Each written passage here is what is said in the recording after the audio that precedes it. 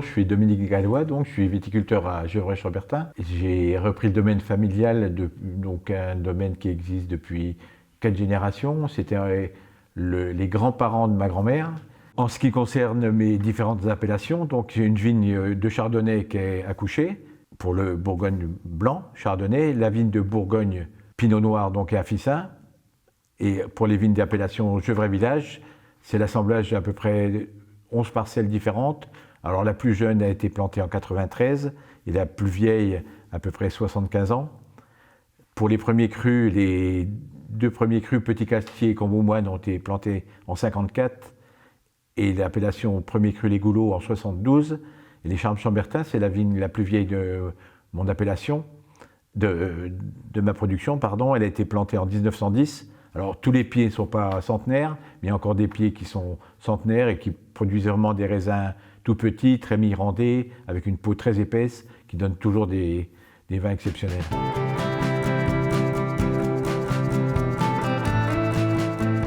J'étais en lutte raisonnée jusqu'à maintenant et depuis cette année je suis en bio. Mais avant ça quand même, depuis 15 ans, je ne désherbe plus mes vignes, donc c'est uniquement des labourages, il y en a 4 ou 5 par an. Je fais aussi également des vendanges vertes, c'est-à-dire qu'on élimine une partie des grappes quand les pieds sont trop chargés. Et je laisse tout le temps moins de 10 grappes par pied. En même temps, on fait de l'effeuillage afin de ne pas faire de traitement contre la pourriture. Ça donne des pieds plus aérés. Et pour les vendanges, en fait, ça va bien plus vite parce que les vendangeurs voient tout de suite les grappes.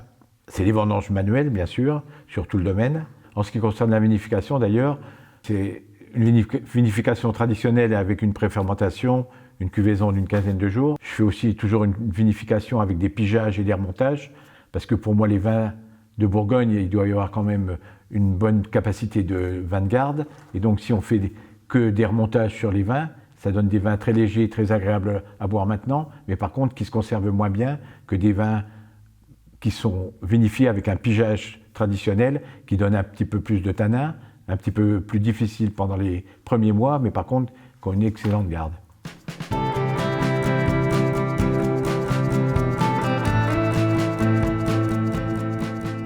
Et après l'élevage, ça dure à peu près 18 mois dans la cave, là où vous êtes, tout en fût, avec une proportion de fût neuf d'à peu près 15% pour l'appellation village. Pour les premiers crus, il y a 50%, et pour les grands crus, entre 80 et 100%. Ça, c'est pendant la première année jusqu'aux fermentations malolactiques. Et après les fermentations malolactiques, selon le goût boisé, s'il est trop important ou pas, je passe des fois en fût plus ancien pour finir les 8 derniers mois sur des fûts plus vieux, pour pas que le bois domine à la dégustation.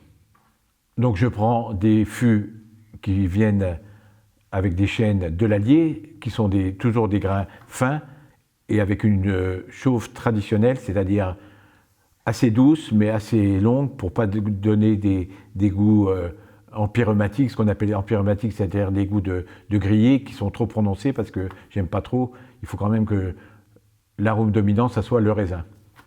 Et c'est ce qui correspond le mieux à mes vins et à ce que j'aime. Après, pour le filtrage, je fais uniquement sur terre blanche, qu'on appelle Cusselgur. C'est vraiment un très léger filtrage. Je fais pas de collage avant, donc pas de blanc d'œuf dans les vins, parce que j'ai peur que ça les dépouille un petit peu. Je suis vegan, si on peut dire comme ça. Et donc la plupart du temps, la mise en bouteille se fait au mois d'avril, après 18 mois d'élevage. Et tout ça en douceur.